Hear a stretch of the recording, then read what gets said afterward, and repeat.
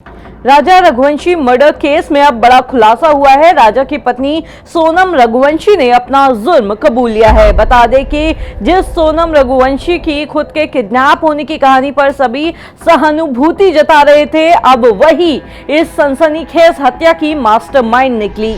Meghalaya police की पूछताछ में सोनम ने खुद कबूला कि यह सब एक सोची समझी साजिश का हिस्सा था। सोनम ने अपने प्रेमी राज कुशवाहा के साथ मिलकर हत्या की पूरी स्क्रिप्ट लिखी थी। 23 मई को सोनम अपने पति को फोटोशूट के बहाने एक सुनसान पहाड़ी इलाके में ले गई। उसके पीछे पीछे तीनों हमलावर भी आ पहुंचे।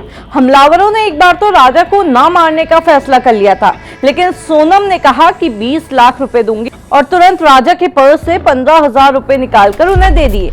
पहले से तय प्लान के मुताबिक सोनम थकने का बहाना बनाकर पीछे हो गई और जैसे ही सही मौका मिला उसने चिल्लाकर कहा कि मार डालो इसे।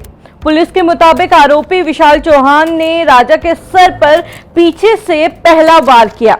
राजा जब लहूलुहान हालत में सोनम की तरफ देख रहा था, तब सोनम ने खुद राजा को खाई में धक्का दे दिया। सोनम अपने प्रेमी राज से लगातार संपर्क में थी। उसने राज से कहा कि जब मैं विधवा हो जाऊंगी तब तुमसे शादी करूंगी, तब परिवार वाले भी मान जाएंगे। पुलिस जांच में पता चला कि हत्या में इस्तेमाल हुआ हथियार डाव गुवाहाटी से ऑनलाइन मंगाया गया था। तीनों हमलावर शिलोंग में सोनम और राजा के होमस्टे से 1 किलोमीटर दूर ठहरे हुए थे और सोनम उन्हें लगातार अपनी लोकेशन अपडेट कर रही थी।